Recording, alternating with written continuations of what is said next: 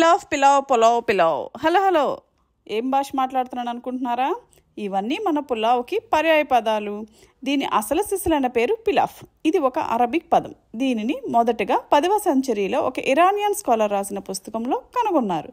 అప్పటి నుంచి ఈ పిలాఫ్ని రోజువారీ ఆహారంలో భాగంగా మిడిల్ ఈస్ట్ వారు వండుకుంటున్నారు. అయితే ఎప్పుడో 6వ శతాబ్దంలో యజ్ఞవల్క స్మృతిలో ఇలాంటి ఒక వంటకం గురించి ప్రస్తావించబడింది. కానీ మనం దానిని వెలికి తీయలేదు. 16వ శతాబ్దంలో మొఘల్స్ మన దేశానికి వచ్చినప్పుడు వాళ్ళ సంప్రదాయాన్ని, ఆహారాన్ని వాళ్ళతో పాటు తీసుకువచ్చారు. ఇది మనందరికీ తెలిసిందే కదా. వాటిలో భాగంగానే ఈ పలావ్ని మన భారతదేశానికి పరిచయం చేశారు. అప్పటి నుంచి మనం కూడా దీనిని వండడం, తినడం ప్రారంభించాము. ఇది మొఘల్స్ నుంచి వచ్చినది. ఇది వాళ్ళకి రోజువారీ ఆహారంలో భాగంగానే ఉంది. కాబట్టి దీనిని అరబిక్ లేదా సెంట్రల్ ఏషియా నుండి వచ్చిన వంటకంగానే మనం గుర్తిస్తాం. అయితే 16వ శతాబ్దం నుండి మన దేశంలో దీనిని వివిధ రకాలుగా వండుతూ వివిధ రకాలుగా రూపాంతరం చేశాము. ఇంత చరిత్ర కలిగిన వంటకం అండి ఇది. ఇంత భారీ చరిత్ర మరియు విశిష్టత కలిగిన వంటకాన్ని చాలా సింపుల్గా ఎలా చేయాలో చూసేద్దాం. స్టవ్ మీద కడాయి పెట్టుకొని దీనిలో 3 టేబుల్ స్పూన్స్ ఆయిల్ వేసుకుంటామండి. అలాగే 1 టేబుల్ స్పూన్ గీ కూడా నేను వేసుకున్నాను. నేనైతే ఇలా వేసుకున్నానండి. మీరైతే 4 టేబుల్ స్పూన్స్ కూడా గీ వేసుకోవచ్చు, లేదా 4 టేబుల్ స్పూన్స్ కూడా ఆయిల్ వేసుకొని మీరు వండుకోవచ్చండి. దీంట్లో 2 ఎలాచీ వేసానండి. అలాగే 2 దాల్చిన చెక్క ముక్కలు వేసాను. అలాగే 1 స్టార్ ఎనైస్ కూడా వేసాను. అలాగే 2 మరాఠీ మొగ్గలు కూడా వేసానండి. అలాగే 4-5-6 క్లోవ్స్ వేసాను. అంటే మీకు యాక్యురేట్గా కావాలంటే 5 క్లోవ్స్ వేసాను. అలాగే 2 తేజ్పత్తా ఆకుల్ని ముక్కలు చేసి మరీ వేసానండి. దీనిలో 1 కప్పు ఆనియన్స్ని సన్నగా తరుక్కుని వేసుకున్నాను. ఇది సన్నగా ఎలా అయినా తరుక్కుని వేసుకోవచ్చు. బట్ ఇదేంటంటే నేను 500 గ్రాములు అంటే 1/2 కిలో రైస్ చేస్తున్నానండి. అలాగే దీనిలో 3 పచ్చిమిరపకాయలు వేసుకున్నాను. నేను చెప్పే మెజర్మెంట్స్ అన్నీ 1/2 కిలో రైస్కి సంబంధించి.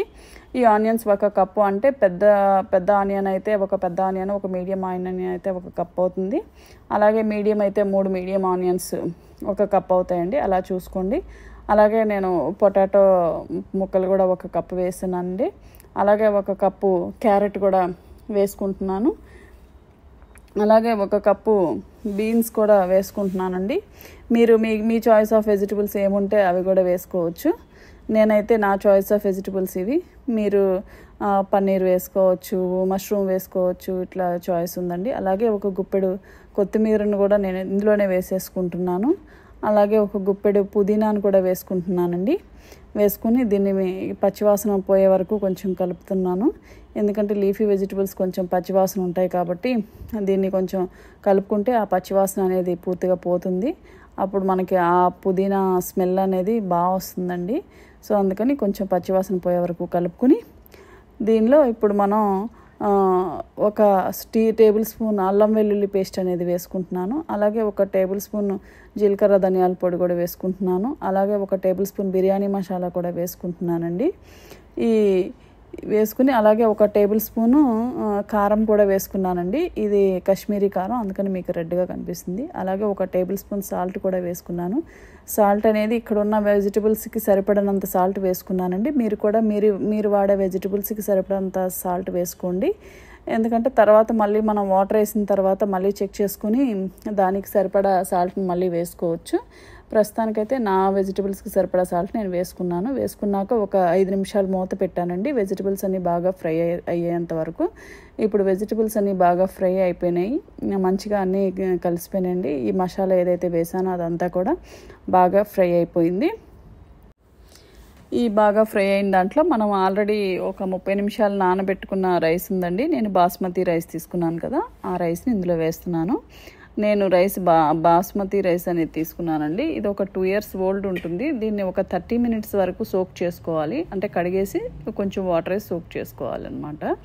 ఈ రైస్ని నేను దీంట్లో వేస్తున్నానండి. వేసి మంచిగా కలుపుతున్నాను. మీరు చాలామంది మామూలు రైస్తో కూడా చేస్తారు ఇంట్లో యూజువల్గా రోజువారీలో చేసుకునేటప్పుడు. బట్ బాస్మతి రైస్కి మంచి అరోమా ఉంటుంది కాబట్టి నేను బాస్మతి రైస్ అనేది వండుతున్నానండి, దాన్ని వాడాను. దీన్ని బాగా కలుపుకోవాలండి, ఎందుకంటే పాపం ఈ కూరగాయ ముక్కలు ఈ రైస్ బాగా కలిసిమెలిసి ఉండాలి కాబట్టి కలిసిమెలిసి ఉండేటట్టుగా మంచిగా కలుపుకొని దీన్ని పెట్టుకుంటాము. దీనిలో వాటర్ వేసుకుంటున్నామండి. ఇప్పుడు దీనిలో వాటర్ వేసుకుంటున్నాము. ఈ వాటర్ అనేది 1 కప్పు రైస్కి 2 కప్పుల వాటర్ అనేది వేసుకోవాలండి. అదే మీరు ఇది ఓపెన్ కడాయిలో పెడుతున్నాను కాబట్టి దీనికి మూత పెట్టుకొని ఒక 15 మినిట్స్ ఉడకనివ్వాలండి. ఉడకనిచ్చిన తర్వాత ఇప్పుడు కొంచెం ఇలా కలిపి చూసుకుంటే మీకు లోపల వెట్నెస్ ఉందా లేదా తెలుస్తుంది, చూసుకోండి. దీనిలో కొంచెం కొత్తిమీర వేసుకోండి. కొత్తిమీర వేసుకున్నాక ఇప్పుడు కలపండి. కలిపితే మీకు తెలుస్తుంది, చూడండి. మీరు బాగా అబ్జర్వ్ చేసినట్టయితే ఇంకా కొంచెం మాయిశ్చర్ అనేది ఉంది రైస్లో. ఇట్లా చేసుకోవాలండి ఈ మాయిశ్చర్ ఉన్నంత వరకు, ఎందుకంటే మరీ డ్రై అయిపోతే మనం అది ఆ వేసిన కొత్తిమీర సరిగ్గా కలవదు. అందుకని కొంచెం ఒకసారి బాగా కలుపుకుంటామండి. కలుపుకుని ఇంకంతేనండి, ఇంకా అయిపోయింది. బాగా కలుపుకున్న తర్వాత మళ్ళీ మూత పెట్టేసి 5 మినిట్స్ ఆగాలండి. వెమ్మటే అయితే తడిగా ఉంటుంది. ఇంకా అంతేనండి, 5 మినిట్స్ ఆగిన తర్వాత ఇదిగోండి బాగా పొడిగా అయిపోతుంది. దీన్ని మనం ఒక సర్వింగ్ ప్లేట్లోకి తీసుకుంటున్నామండి. అన్నట్లు మీకు విషయం అండి, నేను పిలాఫ్ అని చెప్పాను కదా, అసలు ఈ పిలాఫ్ అన్న పదం ఎక్కడి నుంచి వచ్చిందంటే అండి, దీనిలో నానబెట్టిన బియ్యంతో ఒక వెజిటబుల్స్ కానీ ఏదైనా కలిపి వండడాన్ని పిలాఫ్ అంటారంటండి. ఇది అరబిక్ పదంలో, అందుకని దీనికి పిలాఫ్ అని వచ్చింది. అరబిక్లో అలా మీనింగ్ ఉంటుంది కాబట్టి. అంటే ఇప్పుడు మనం నానబెట్టిన రైస్లో ఏం చేసాం, కూరగాయలు వేసి వండాం. అలాగే మీట్ కానీ చికెన్ కానీ ఎగ్ కానీ ఏదైతే అదండి, డ్రై నట్స్ అట్లా ఏదైనా వేసుకుని ఇట్లా పలావ్ అనేది చేసుకోవచ్చండి. అది సంగతి అనమాట. చూసారు కదండి, ఈ వెజ్ పలావ్, వెజిటబుల్స్తో వేసిన పిలాఫ్ ఎప్పుడో వేరే దేశం, మన దేశంలో పుట్టిన వేరే దేశం వాళ్ళు పరిచయం చేస్తే మన ముందుకు వచ్చిన ఈ పలావ్ని మీరు కూడా ఇలాగే మీ ఇంట్లో తయారు చేసుకుని ఎలా ఉందో నాకు చెప్పండి. ఈ రెసిపీ కనుక మీకు నచ్చినట్లయితే లైక్ చేయండి, అలాగే మీ ఫ్రెండ్స్తో షేర్ చేయండి, సబ్స్క్రైబ్ కూడా చేసుకోండి. అలాగే పక్కనున్న గంటను కూడా నొక్కినట్లయితే నేను పెట్టిన ప్రతి రెసిపీ మీకు నోటిఫికేషన్ వస్తుంది. ఇంకో రెసిపీతో మీ ముందుకు వస్తా. అంతవరకు బాయ్.